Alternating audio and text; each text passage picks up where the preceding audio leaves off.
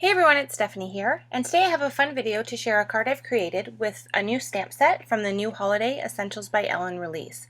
This is a super fun stamp set designed by my friend Julie, and it's called Elfed, and it has some really fun elf images. They kind of remind me of the Elf on a Shelf elves, and then they have some really great sentiments to go with them. And one of my favorites is the wee elves try to stick to the four main food groups, mainly because Elf the movie is one of my favorites, and then I love that you have all the little images that go with the sentiment. So I decided to use this fun little elf image, and I'm going to also be using the candy images and the syrup, the candy cane, and the candy corn to go with the sentiment that I'm going to be using on my stamp or on my card design. So I went ahead and stamped all of the images onto a piece of Nina Solar White cardstock, and I'm just going ahead and coloring them all in with my Copic markers. Now I stamped a lot of images. I end up using most of the candy and matching images, but I only use one of the elves. I just normally stamp them more than once in case I mess up while I'm coloring. I don't have to go ahead and pull my stamps and inks back out to be able to stamp that image again. So I always like to stamp a couple just so I have one as backup to continue coloring if I make a mistake. So as you can see here, I'm just coloring the elf image the way I normally do with my Copic markers. I just started with a lighter red color, and I'm just adding medium and darker colors on top to give him some nice shading.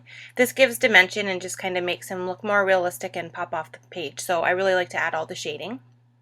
And now I'm just going in with some green colors and then coloring in his hair and then also his skin. And I'm going to add a little bit of pink to his cheeks just to kind of give him a flushed, rosy cheek look.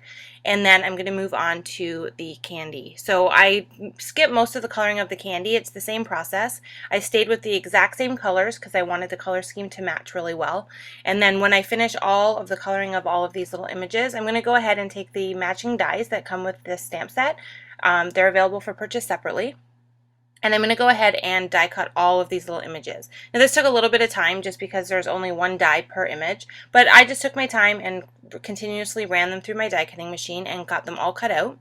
And now you can see here I have all these great little images ready to go for my shaker card I'm going to be creating. So now I'm going to get the base of the shaker ready. I'm just using a white piece of cardstock that I've put a hole into, and this is a piece of watercolor cardstock. And I just felt like it was a little bit too plain stark white for the front of the card. So I just created a little watercolor wash on my craft sheet. I'm using some green watercolor, and I'm just going ahead and painting that onto my card front. So as you can, I don't know if you can tell, but I've already die cut this piece from a stitch rectangle die so that the edge is all finished. And then I just used a regular circle die to cut out the circle area. And then now I'm just going ahead and completely covering the front area with this green color that I've created. And it's not super dark green, it's just a nice light, almost like a lime green, just enough to make it not completely white but not really overpower the card, because I'm going to have a lot going on here once I get the shaker card part assembled. So now I went ahead and used my powder tool to put some powder down over the bottom area just in case I had any of that ink still wet, and I stamped my sentiment directly onto that card base piece. And now I'm going to heat emboss that with clear embossing powder. So when I stamped that sentiment, I used my VersaFine Onyx Black ink.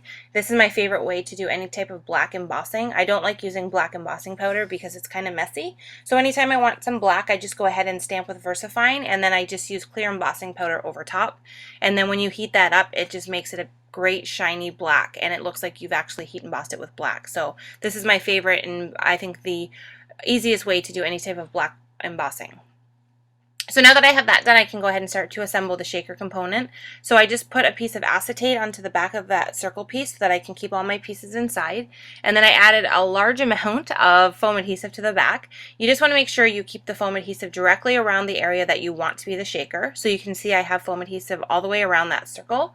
And then I also added it to the rest of the panel so that everything adheres at the same level. And now I'm going ahead and adding in the shaker pieces. So I took all of those colored images that I created, and I just went ahead and filled the circle with them. You just want to make sure you flip them upside down, because when the shaker card is finished, all of the images are going to face the front of this shaker piece. So you want to make sure that you don't have any upside down when you're doing this, because once you get it sealed, you're not going to be able to flip them back over. And then to finish in the inside, I just went ahead and added a bunch of sequins and I think some seed beads, just a whole bunch of different stuff to really fill that in and just give it a really fun look with the images as well as sequins and beads inside. So there's some clear, some silver, and then I have some red and green seed beads as well. So now I have all of the stuff inside. I just went ahead and added or took off all of the foam adhesive backing. And then I just took another piece of white cardstock that I had cut out with the same rectangle die, and I'm just adhering this to the back. And now when I flip this over, I'm going to have a great shaker card that has all this great stuff in there, and it's not going to move anywhere because we've sealed it in with the foam adhesive.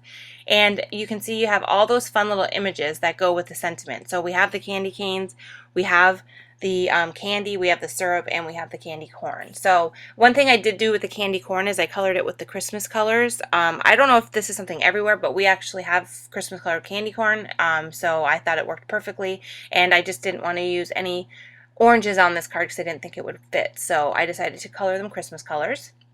And now I'm going to go ahead and adhere the elf on. So I put some foam adhesive on him as well, just because I really want him to pop off the page since he's the focal part. And then I just adhered him directly above the sentiment area so that he's kind of sitting in front of the shaker circle so that it kind of looks like all the images are floating behind him. And then to finish the card, I'm just going to go ahead and add my finished watercolor shaker panel onto a piece of red cardstock that I've already adhered to a piece of vellum, and the vellum just helps to mute down that red. It was a little bit too bright, but I knew I wanted to have a little bit of red to pop behind that shaker panel, so I decided to just put it on and then put some vellum in between, and that really helps to diffuse the red color. And then to finish it off, I'm adding some clear sequins around the outside of the card, just to kind of play on the sequins that are in the shaker card to kind of look like some are on the outside. And I just like it that it fills up the space a little bit. And then I'm adding some clear Wink of Stella to parts of the elf so that he has a little bit of glitter and shine, and then I'm adding some glossy accents to the top of his hat. And then that's going to complete the card today. So thank you so much for watching. I really hope you enjoyed this new release by Essentials by Ellen, designed by Julie Ebersol, and I can't wait to see what you create with it. Thanks so much for watching, and I will see you next time.